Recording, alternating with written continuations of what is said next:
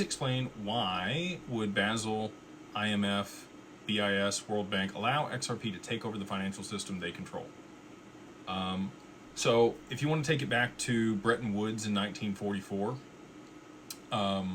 when they decided to use the U.S. dollar, the U.S. had the most gold reserves at that point, and we were the largest creditor nation. We're down to today is the largest debtor nation, right? We have $38 trillion in debt.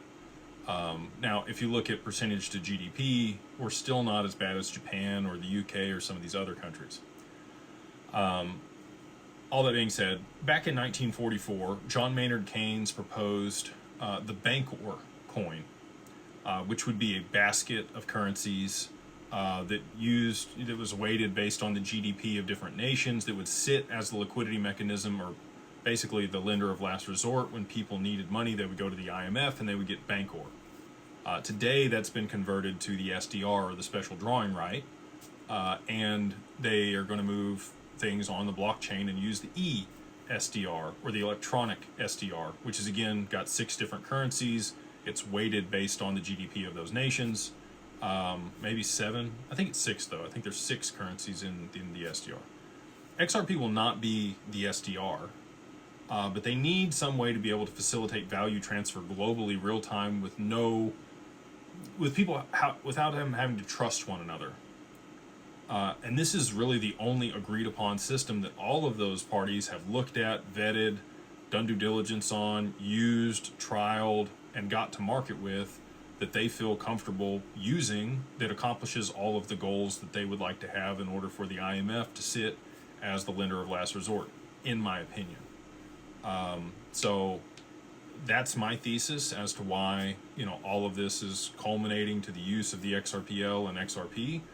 You could also look at the IMF. They wrote a white paper in 2014 where they referenced the exchange rate peg, or their acronym XRP. Very shortly after that white paper was released, Ripple rebranded Ripples, which is what XRP had been rebranded from XNS when OpenCoin had it. They rebranded again to XRP in 2014, and it's been XRP ever since, after the IMF released that white paper referencing XRP as the exchange rate peg.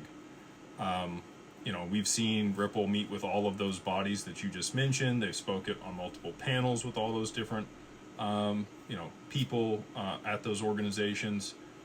And it's a net benefit for them to move into this new system where there is no central bank or no single global reserve currency. There'll be a basket of commodities and XRP that sits as the global reserve digital asset or bridge currency, but everybody will be able to issue their own sovereign currency backed by whatever commodities they have in whatever ratio makes the most sense. Gold will be pegged to oil.